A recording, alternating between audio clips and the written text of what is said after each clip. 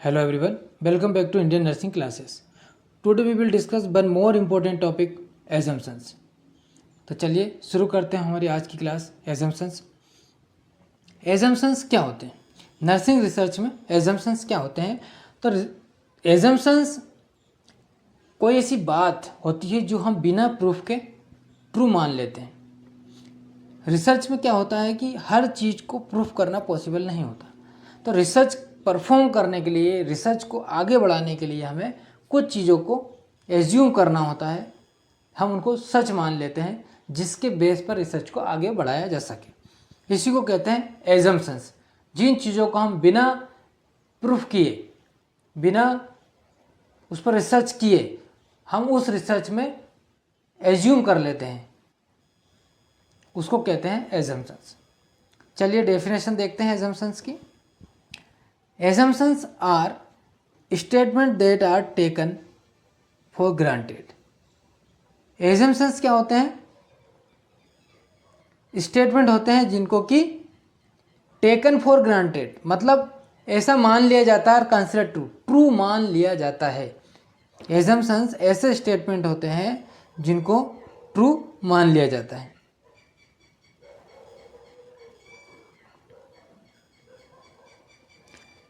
Even though they have not been scientifically tested. हालांकि ये क्या होते हैं, ये साइंटिफिकली टेस्टेड नहीं होते, लेकिन फिर भी इनको सही या ट्रू मान लिया जाता है. उसे ऐसे स्टेटमेंट को एजम्पशंस कहते हैं.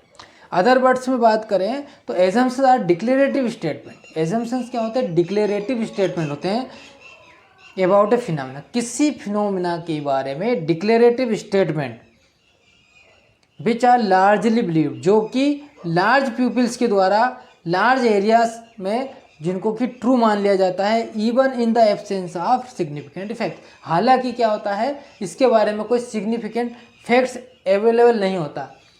फैक्ट्स, सिग्निफिकेंट फैक्ट्स जो होते हैं वो एब्सेंस होते हैं. इसके बाद भी इसको लार्जली बिलीव्ड की वजह से, कि बहुत से लोग या हम पहले से ऐसा मानते आ रहे हैं, इसके आधार पर उसको ट्रू मान लिया जाता है. ऐसे स्टेटमेंट को एजम्पशंस कहते हैं. Uses of assumption in research.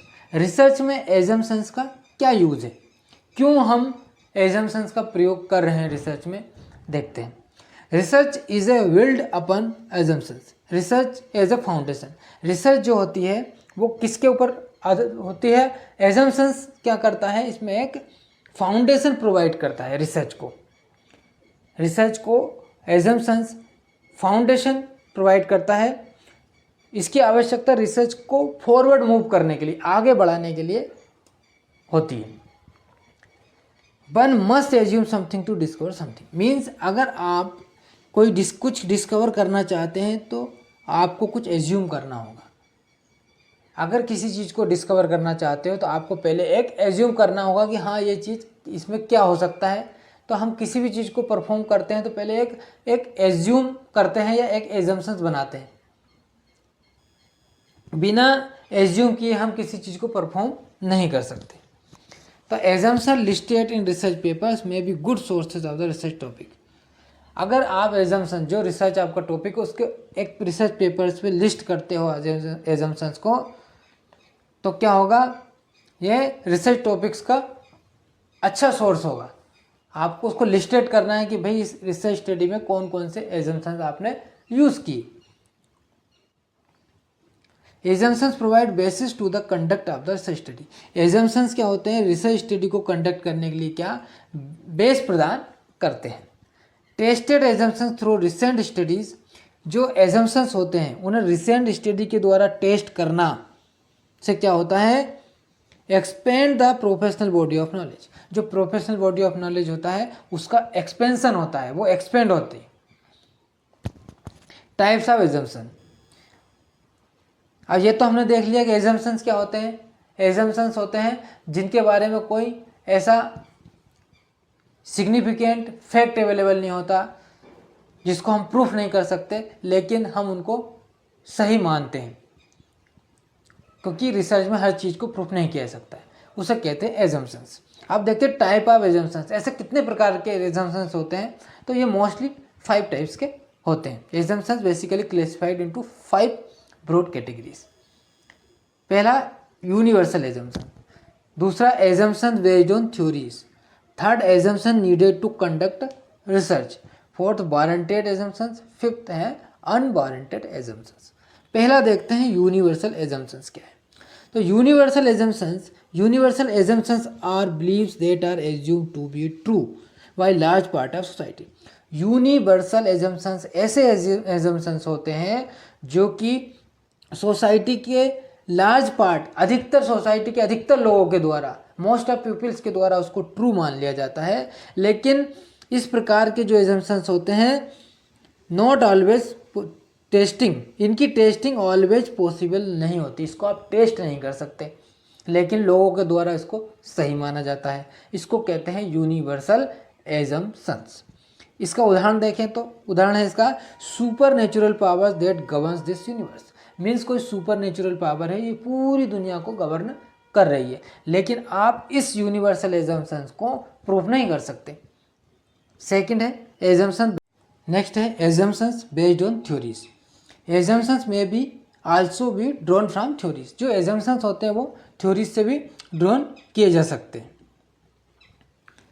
तो if a research study is based on theory, अगर आपकी रिसर्च स्टडी क्या है, किसी थ्योरी के ऊपर बेस्ड है, तो the assumption of the particular theory में become the assumption of that particular research study. तो उस पर्टिकुलर थ्योरीज के एजम्पशन जो होंगे वो आपकी पर्टिकुलर स्टडी के एजम्पशंस भी माने जाएंगे। For example A study based on Royce adaptation model will use the assumption of this particular theoretical model. Means study based on किस पे, रॉयस एडेप्टेशन मॉडल पे कोई अगर स्टडी है तो जो इस पर्टिकुलर थ्योरेटिकल मॉडल्स के जो एजम्पशंस है वो आपकी रिसर्च स्टडी के भी एजम्पशंस माने जाएंगे। नेक्स्ट है assumptions needed to conduct research. Assumption needed to conduct research, ऐसे एजम्पशन जो कि रिसर्च को कंडक्ट करने के लिए आवश्यक होते हैं। जैसे some of the common sense assumption, कुछ कॉमन सेंस एजम्पशंस होते हैं जो कि डेवलप करते हैं पर्टिकुलर स्टडी कंडक्ट करने के लिए, वो एजम्पशंस को हम डेवलप करते हैं। इसका उदाहरण क्या है, the prevalence of coronary artery disease is more common among urban people as compared to rural people. Means prevalence of coronary artery disease जो है वो मोर कॉमन होती है अर्बन पीपल्स में रूरल पीपल्स की तुलना में। अब हमने ऐसा मान लिया कि अर्बन लोगों की लाइफ स्टाइल या खान पान के आधार पे अर्बन पीपल्स में कोरोनरी आर्टरी की संभावना ज़्यादा है। तो इसको हम क्या, ये एक प्रकार का हमने एज्यूम किया है ऐसा, तो हम इसको क्या कर सकते हैं, इस पर स्टडी कर सकते हैं, दोनों को कंपेयर कर सकते हैं स्टडी से। तो इस प्रकार के एजम्पशन जो कि स्टडी के लिए हम एज्यूम करते हैं, ऐसे एजम्पशंस को क्या कहते हैं, assumption needed to conduct research. Research conduct करने के लिए एजम्पशंस की आवश्यकता होती है, तो हम उसको डेवलप करते हैं। नेक्स्ट है वारंटेड एजम्पशंस। वारंटेड एजम्पशंस में these are stated along with evidence to support. ऐसे जो एजम्पशंस होते हैं इनके सपोर्ट में कुछ एविडेंस अवेलेबल होते हैं। For example regular prayers bring success because they boost moral. Regular prayer करने से क्या होती है, सक्सेस मिलती है। तो हाँ, क्योंकि रेगुलर प्रेयर करोगे तो आपको क्या मोरल बूस्ट होगा, आपका कॉन्फिडेंस बूस्ट होगा, और कॉन्फिडेंस बूस्ट होगा तो आपको सक्सेस मिलने के चांस भी ज़्यादा होंगे। तो इस प्रकार के एजम्पशंस को जिसके सपोर्ट में कोई एविडेंस है, एविडेंस क्या है, कॉन्फिडेंस बूस्ट हो रहा है, मोरल बूस्ट हो रहा है, तो उसको कहते हैं वारंटेड एजम्पशंस। नेक्स्ट है unwarranted assumptions. Unwarranted assumptions these are stated without any supportive evidence. ऐसे एजम्पशंस जिनके सपोर्ट में कोई एविडेंस नहीं होते उसे अनवारंटेड एजम्पशंस कहते हैं। एग्जाम्पल के लिए almighty God exist everywhere in this universe. Means सर्वशक्तिमान गॉड जो है वो इस दुनिया में, इस यूनिवर्स में हर जगह विद्यमान है। तो इस प्रकार के जो एजम्पशंस है इसके सपोर्ट में कोई एविडेंस हमारे पास नहीं है, इसको हम प्रूव भी नहीं कर सकते। इस प्रकार के एजम्पशंस को कहते हैं अनवारंटेड एजम्पशंस। तो ये इंपॉर्टेंट 5 टाइप्स के एजम्पशंस हमने देखे। अब हम देखते हैं कॉमन एजम्पशन जो कि हम रिसर्च में जनरली यूज़ करते हैं। तो विलियम्स जो थे उन्होंने 1980 में क्या रिव्यू किया पब्लिश नर्सिंग स्टडीज़ और अदर हेल्थ लिटरेचर का, और उन्होंने कुछ कॉमन एजम्पशंस बताए, जिसमें से कुछ कॉमन इस प्रकार हैं pupils are aware of the experience that most affect their life choices. Pupils ऐसे एक्सपीरियंस के प्रति अवेयर होते हैं जो उनकी लाइफ की चॉइस जो होती है उनकी, उसको सबसे ज़्यादा अफेक्ट करते हैं, प्रभावित करते हैं, उनके प्रति ज़्यादा अवेयर होते हैं। Next, pupils want to assume control of their own health problems. Pupils क्या चाहते हैं, वो अपनी ऐसा एज्यूम करना चाहते हैं, उनकी लाइफ की जो खुद की हेल्थ प्रॉब्लम है उसको खुद कंट्रोल करना चाहते हैं। ऐसा माना जाता है कि प्यूपिल्स खुद अपनी लाइफ की जो प्रॉब्लम है, हेल्थ प्रॉब्लम, उसको कंट्रोल करना चाहते हैं। प्यूपिल्स इन अनडिजर्व एरियाज, लोग जो अनडिजर्व एरियाज में रह रहे हैं, जहाँ पे डेवलपमेंट कम है, जहाँ पे फैसिलिटीज़ कम है, वो कैसा फील करेंगे, वो अपने आप अनडिजर्व फील करेंगे, मतलब उपेक्षित फील करेंगे। ऐसा हो सकता है कि जो लोग जहाँ पर फैसिलिटी सही है, जहाँ के रोड की व्यवस्था नहीं है, बेसिक भी फैसिलिटी नहीं है, तो वहाँ रहने वाले लोग कैसा फील करेंगे, अनडिजर्व फील करेंगे। Stress should be avoided, stress को अवॉइड करना चाहिए, सब लोग मानते हैं। तो ये क्या एजम्पशंस है। Health is the priority for the most people, अधिकतर लोगों के लिए क्या हेल्थ प्रायोरिटी है, मोस्ट ऑफ पीपल्स। लेकिन कुछ पीपल्स के लिए क्या हो सकता है कि मनी प्रायोरिटी हो। तो ये क्या है, एक एजम्पशंस ही है।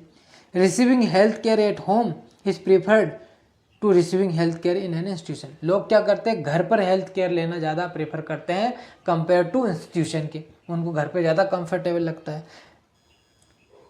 क्योंकि ये उनका एजम्पशन है। Increase knowledge about an event lowers anxiety about the event.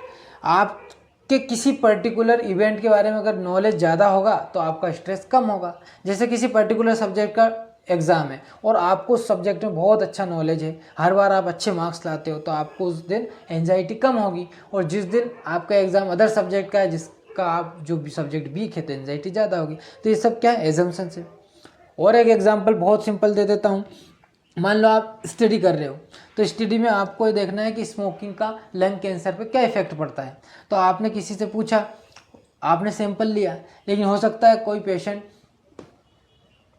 Last 10 year से स्मोकिंग कर रहा हो। आपने क्वेश्चनर का सेट बनाया और उनसे क्वेश्चन किया और उन्होंने बोल दिया नहीं, हम तो अभी लास्ट मंथ से हमने स्मोकिंग शुरू की है। तो आप क्या एज्यूम करोगे, आप तो यही एज्यूम करोगे ना कि हाँ लास्ट मंथ से शुरू की होगी, या फिर वो बोल सकता है मैं स्मोकिंग नहीं करता हूँ। तो इससे आपकी क्या है, आप ये एज्यूम कर रहे हो कि जो आपका सैंपल, जो पर्सन है वो बता रहा है वो सही बता रहा है। ये आपका एज्यूम है, एजम्पशन है कि आप व्यक्ति जो बता रहा है वो सही बता रहा है। आप उसको प्रूफ नहीं कर सकते कि करता कि नहीं करता। आप तो ये प्रूफ कर सकते हो कि लंग कैंसर पर स्मोकिंग का क्या इफेक्ट है। लेकिन सैंपल ही अगर झूठ बोल रहा है तो आप क्या करोगे।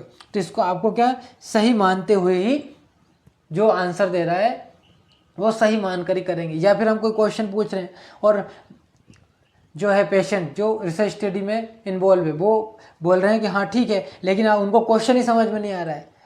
लेकिन हम क्या मानकर चलेंगे, क्या एज्यूम करेंगे कि पार्टिसिपेंट ने क्वेश्चन समझ लिया है और क्वेश्चन समझकर ही आंसर किया है। ये हमारा क्या है, एक एजम्पशन है। उम्मीद करता हूँ क्लास आपको पसंद आई हो। Thank you.